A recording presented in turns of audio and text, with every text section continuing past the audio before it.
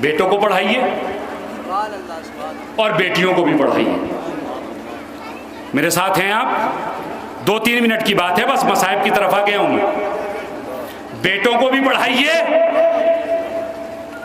बेटियों को भी पढ़ाइए, ठीक है?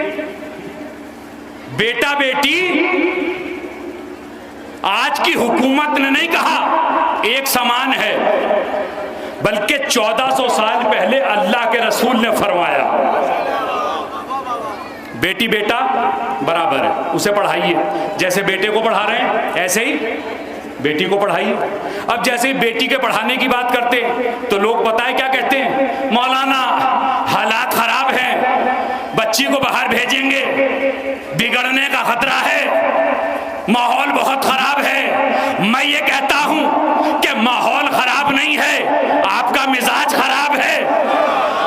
मेरे साथ आइए, जो जुमला हदिया करना है। अरे भाई, माहौल खराब नहीं है, आपका मिजाज खराब है। आप कहेंगे मौलाना वो कैसे? मैंने कहा बेटी को दीन सिखाइए, फिर पढ़ने भेजिए, वो चौराहे पे भी महफूज है। अगर बेटी के पास दीन नहीं है तो वो घर के कमरे में भी महफूज नहीं है।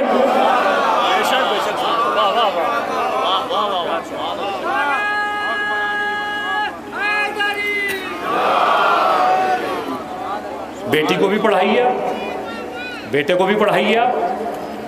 भाई बेटियों को क्यों नहीं पढ़ाते हैं आप? बेटियों से क्या एलर्जी है आपको? बताइए मुझे आप।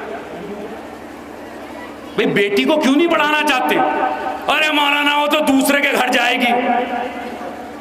तो दूसरे के घर ये जाहिल भेज के उसके घर का माहौल खराब करने का प्लान है तुम्हारा?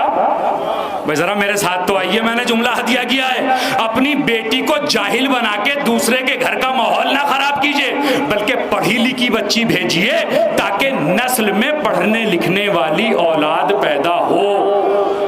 जरा मेरे साथ आ जाइए, ये बातें पढ़नी बहुत जरूरी है। भाई यहां से नहीं पढ़ूंगा तो कहां से पढ़ूंगा? एक सलवात पढ़िए मिलके, मोहम्मद और आले मोहम्मद।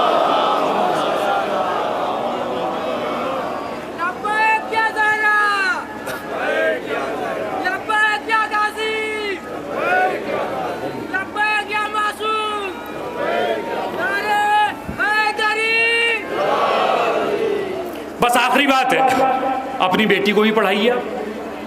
बेटी को पढ़ाइए, जैसे बेटा आपका है ऐसी बेटी आपकी, ऐसे बेटे को पढ़ाइए, ऐसी बेटी को पढ़ाइए। बच्चों की तालीम पे तवज्जो दीजिए, इसलिए कि आने वाले ज़माने में अगर तुम अपने आप को मनवा सकते हो तो तालीम की बुनियाद पे मनवाओगे। अगर तुम ये समझते हो कि भीड़ ज़्यादा है तो हमें मान लिया जाएगा, तो जिस ज़माने में अली तन्हा सलूनी का दावा कर रहे थे, इतनी भीड़ खड़ी हुई थी, एक भी अली के मुकाबले पे नहीं था। सलवात पढ़िए मोहम्मद वाले।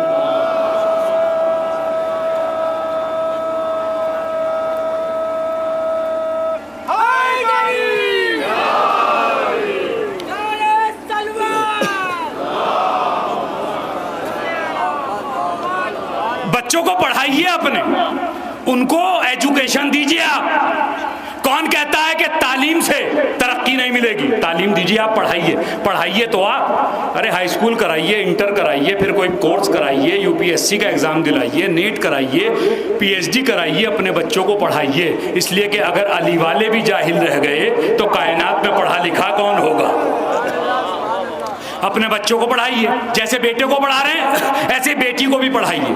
उसके हिजाब का ख्याल रखिए, उसे स्कूल लेके जाइए, उसको ट्यूशन कराइए, उसको पढ़ाइए। ये कह के ना छोड़िए कि ये तो दूसरे घर जाएगी। अगर आपने ऐसा किया तो आपने बेटी का हक मार लिया, क्योंकि वो भी आपकी औलाद थी। बेटे को तो आपने खूब पढ़ाया, बेटी को आपने नहीं पढ़ाया तो आपने हक मार लिया। और मेरे दोस्तों याद रखना, जो किसी का हक मारता है तो अल्लाह उस पर लानत करता है, कुरान उस पर लानत करता है, फरिश्ते उस पे लानत करते हैं, इमाम उस पे लानत करते हैं।